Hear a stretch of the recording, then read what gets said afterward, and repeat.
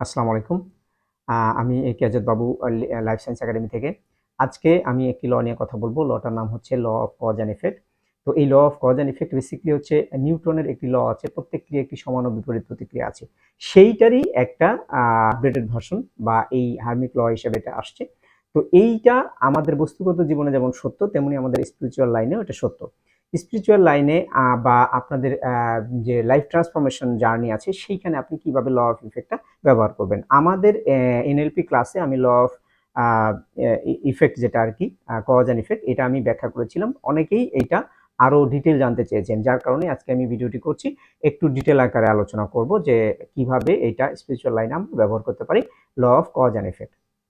ধরে নিন এই মুহূর্তে আপনার লাইফে যা কিছু ঘটছে সেগুলো দিয়ে আপনার একটা পারসেপশন তৈরি হয়েছে, আপনার একটা চিন্তা তৈরি হয়েছে, আপনার মনের মধ্যে একটা থট আসছে, ঠিক আছে? এখন এই থটটা যখন আপনার মনের মধ্যে আসে, যে কোনো হতে পারে, সেটা HRCMS, হেলথ, মানি রিলেটেড, স্পিরিচুয়ালিটি, তারপরে যে আপনার রিলেশনশিপ, এনিথিং, যে কোনো একটা সেক্টরে আপনার কোনো একটা চিন্তা আসছে ধরেন।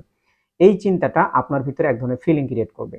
এই ফিলিং ক্রিয়েট করার সাথে সাথে আপনার শরীরে এক ধরনের ভাইব্রেশন তৈরি হবে। এই ভাইব্রেশন ইউনিভার্সে কিছু মেসেজ দিবে। এখন যখনই ইউনিভার্স এই ফিলিং ক্রিয়েট করবে, তখন আপনার ভিতরে এক ধরনের ইচ্ছা প্রকাশ হবে। হয় কোনো কিছু করার ইচ্ছা প্রকাশ করবে। এখন এটা রিঅ্যাকশন হতে পারে, অ্যাকশন হতে পারে, অথবা প্রোঅ্যাক্টিভনেস হতে পারে। যে কোনো একটা আপনার ওই ফিলিং এর উপরে বেস করে আপনার একটা অ্যাকশন হবে। এই অ্যাকশনটা থেকে আপনি যখন এই অ্যাকশনটা করবেন প্রকৃতির সাথে, মানুষের সাথে বা আপনার সারাউন্ডিংস এর সাথে, তখন আপনি এক ধরনের এক্সপেরিয়েন্স পাবেন। এই এক্সপেরিয়েন্সটা মূলত হচ্ছে আপনি যখন পাবেন তার আগে আপনি যে রিঅ্যাকশনটা করতেছেন, এইখানে আপনার ইন্টেনশন কাজ করবে। আপনি যদি এইটা ভালো ইন্টেনশনে ব্যবহার করেন, তাহলে আপনার এক ধরনের এক্সপেরিয়েন্স হবে। আপনি যদি এটা খারাপ ইন্টেনশনে ব্যবহার করেন, আরেক ধরনের রেজাল্ট আপনার ভিতরে আনবে। এখন মনে করেন যে আপনার ইন্টেনশনটা আপনি নিয়ন্ত্রণ করতে পারবেন। এই জন্যই বলা হয় যে মানুষকে বলা হয় আশরাফুল মাখলুকাত। মানুষ এই জায়গাটাতে মানুষ পজ দিতে পারে, এই জায়গাটাতে মানুষ নতুন করে ইন্টেনশন ক্রিয়েট করতে পারে। সো আপনার ইন্টেনশন হলো আপনি একটা ভালো ইন্টেনশন বা ভালো উদ্দেশ্যে আপনি কাজটা করলেন। করার পরে আপনি একটা এক্সপিরিয়েন্স পেলেন। এই যে আপনি ইন্টেনশন চেঞ্জ করলেন, আপনার পারসেপশনের এগেনস্টে বা পারসেপশনের বাহিরে, অথবা পারসেপশনের আপনার বিলিফ সিস্টেমের স্লাইটলি মডিফাই করে আপনি যে একটা ইন্টেনশন চেঞ্জ করলেন, এইখানে আপনার একটা নতুন বিলিফ সিস্টেম তৈরি হবে।